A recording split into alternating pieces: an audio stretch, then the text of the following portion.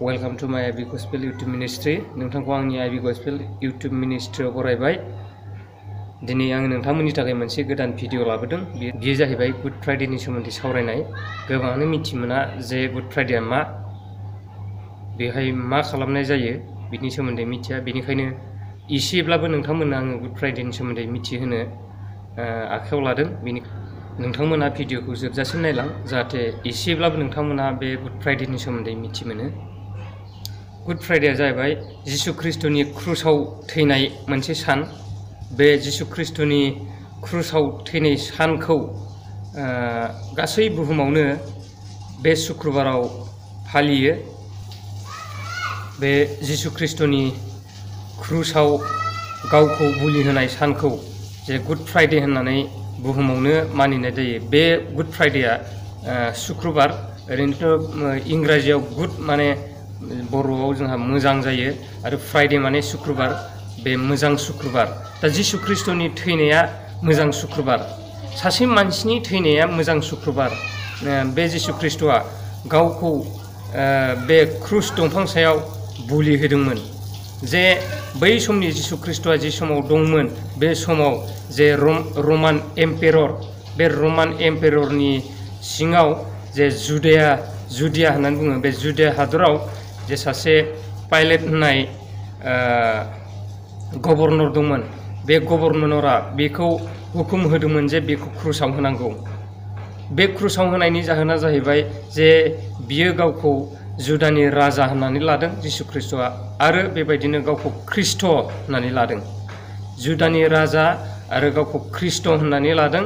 दा बे जुदानि राजा आरो ख्रीष्ट होननायनि थाखाय बै समाव बिहा दाय जादोंमोन। दा बिनिखायनो बे दायनिगिरिखौ बिसोरो क्रुसाव होनो थाखाय बे गभर्नर पाइलेटआ हुकुम होदोंमोन, आरो रमान सान्थ्रिफ्रा बेखौ क्रुसाव दोगथाबदोंमोन। आरो बेबायदिनो जिसु ख्रीष्टआ बे क्रुसाव रमान सान्थ्रिफोरजों खर'आव सुनि थफि हमहोजादोंमोन, आरो थैफ्रा बोहैदोंमोन सुनि थफिनि जे हाबनायजों।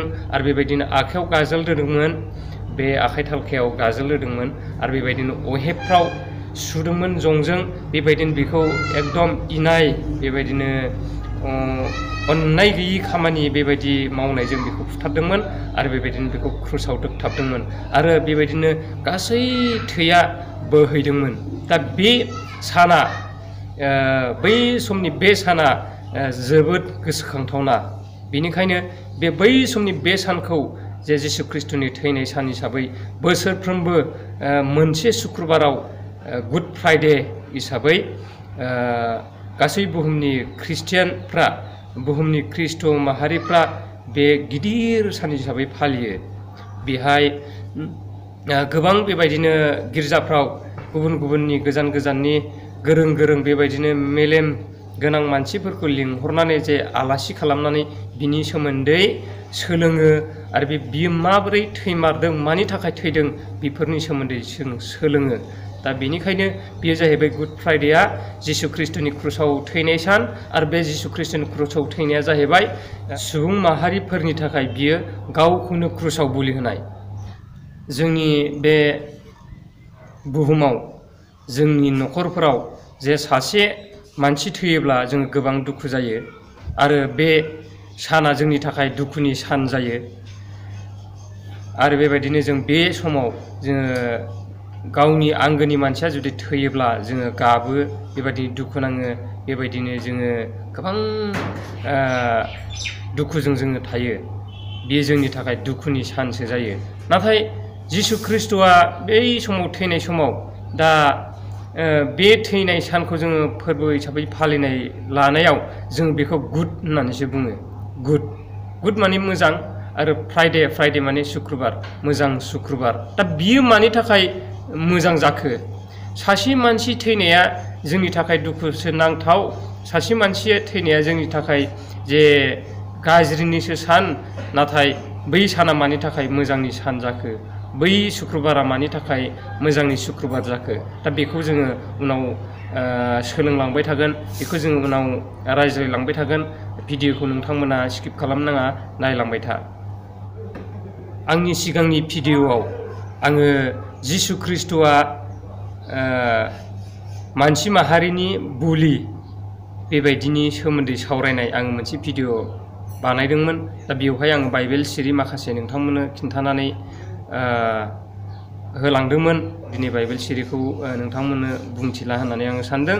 दा खोथाया जाहैबाय जिसु ख्रिस्ट'खौ बिफा इसोरा सासे बे संसाराव मानसि महरै जोनोम जाहोदोंमोन मानसि माहारिनि पापनि थाखाय।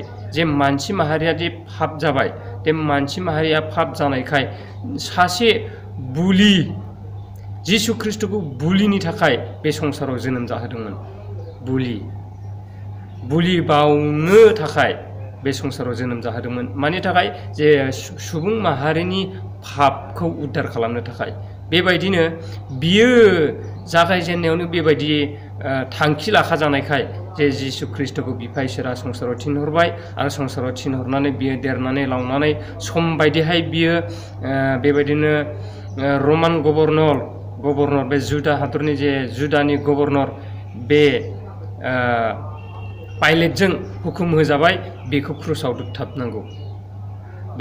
दोगथाबनांगौ आरो बेबायदिनो बेखौ क्रुसाव दोगथाबबाय।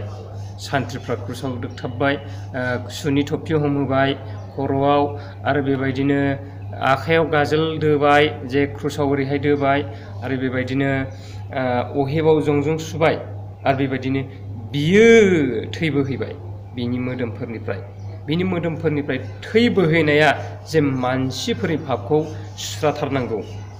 आरो बेबायदिनो जाबाय जे बेबायदिनो जेरै जाबोनांगौ जेरै जानांगौ बेबायदिनो जाबोजोब्बाय। बेबायदिनो बिनि थैफ्रा गबाय।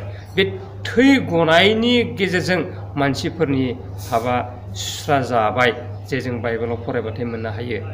जायफ्रा आंनि भिडिअखौ नायदों बिथांमोना जे मिथिगोन आरो जायफ्रा नायाखै नोंथांमोना आंनि जे भिडिअफोरखौ नायब्लानो जे बुजिनो हागोन सिगाङाव जाय भिडिअफोरखौ आं बानायलांबाय थाबाय।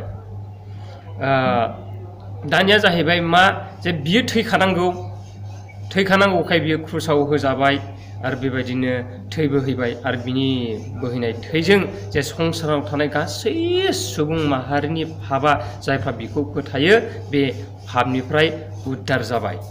गुबुन फारसेखै जिसु ख्रिस्ट'आ खस्थ' सैसोनानै थैबाय, गुबुन फारसेखै सुबुं माहारिया मा पापनिफ्राय गनायनि राहा लामाखौ मोनबाय। दा बियो सुबुं माहारिनि थाखाय मोजांनि बाथ्रा। दा बै समनि साना नैबे समावबो माने बे सुक्रुबारा सुबुं माहारिफोरनि थाखाय मोजां। मानोना सुबुं माहारिया बिनि थैनायजोंनो जोङो पापनिफ्राय गनायनि राहा लामाखौ मोनबाय। मानोना बियो जोंनि सुबुं माहारिनि पापनि बुलि। मानोना जों मोननो हायो बाइबेलाव पापनि फिथाइया थैनाय। बे थैनाया जाहैबाय जोंनि मोदोमनि थैनाय नङा। मोदोमनि थैनाया जाहैबाय जोङो साफ्रोमबो बुहुमाव थानाय सुबुंफ्रा खनसे जोंनि मोदोमाव थैनांगोन आरो बिनि उनाव जोंनियाव आत्मा थायो आरो बे आत्मायाबो सानसे थैनांगोन। नाथाय बे थैनाया जोंनि मोदोमनि थाखाय थैनाय नङा। पापनि फिथाइया जोंनि आत्मानि थैनाय। पापनि फिथाइया थैनाय, नाथाय बे मोदोमनि थैनाय नङा। पापनि फिथाइया जाहैबाय आत्मानि थैनाय। दा बे आत्मानि थैनायनिफ्राय जिसु ख्रिस्ट'नि गेजेरजों जे थै बोहैनायनि गेजेरजों जोङो उद्धारखौ मोनबाय। नङाब्ला जिसु ख्रिस्ट'आ बियो जोंनि थाखाय थैयामोनब्ला जोङो बे आत्मानि थैनायाव गोग्लैनानै दङमोन। जोङो बयबो साफ्रोमबो आत्मानि थैनायाव जोङो गोग्लैनानै दङमोन। नाथाय जिसु ख्रिस्ट'आ जोंनि थाखाय क्रुसाव थैबाय आरो बिनि क्रुसाव थैनाया जोंनि थाखाय बुलि जाबाय आरो बिनि थै फसरनाया जोंनि थाखाय जे बुलि बावनाय जाबाय। बिनिखायनो जोङो बिनि गेजेरजों जोङो आत्मानि थैनायनिफ्राय जों बारग'नायनि राहा लामाखौ मोनबाय, जायफ्रा बेखौ फोथायो। बिनिखायनो बै सुक्रुबारा आरो दिनैनि बे सुक्रुबारा मानसि माहारिनि थाखाय मोजां सुक्रुबार आरो गुड फ्राइडे। आरो बेल' नङा, जिसु ख्रिस्ट'आ थैदोंब्लाबो बै सुक्रुबार खालि थैदोंब्लाबो बियो थैनानै थाबाय थायाखै। बियो सानथामनि उनाव सिखांफिनदों। जे रबिबार खालि बियो सिखांफिनदों आरो बियो गावनि चेलाफोरखौ लोगो हमनानै बियो रायलायफिनदों जे आङो दिनै बारा गोबाव बुंनो सानासै जे बिनि थाखायनो गुड फ्राइडे होननानै जोङो मिथि मोनो। बे गुड फ्राइडेआ बेबायदि जोंनि थाखाय मोजां शुक्रबार सान बेयो गुड फ्राइडे। आङो गोबाव बाथ्रा बुंनो सानासै, बुंबाथाय फोजोबनो हानाय नङा। बेनिखायनो बेखौ आङो पार्ट 1आव लाखिनो नागिरदों। दा जे आङो भिडिअ बानायदों बियो पार्ट 1 आङो लाखिगोन। बिनि उनाव पार्ट 2 पार्ट 3 बेबायदि आङो बानायलांबाय थागोन। मानोना फोजोबनो हाथ'वाखै, जे फोजोबनो थाखाय खम समनि गेजेराव बेखौ हाया। बेनिखायनो आङो पार्ट 2 पार्ट 3 पार्ट 4 जेसेबांसिम पार्ट खालामनायावहालागै बियो जोबहैगोन बेसिम आङो खालामगोन।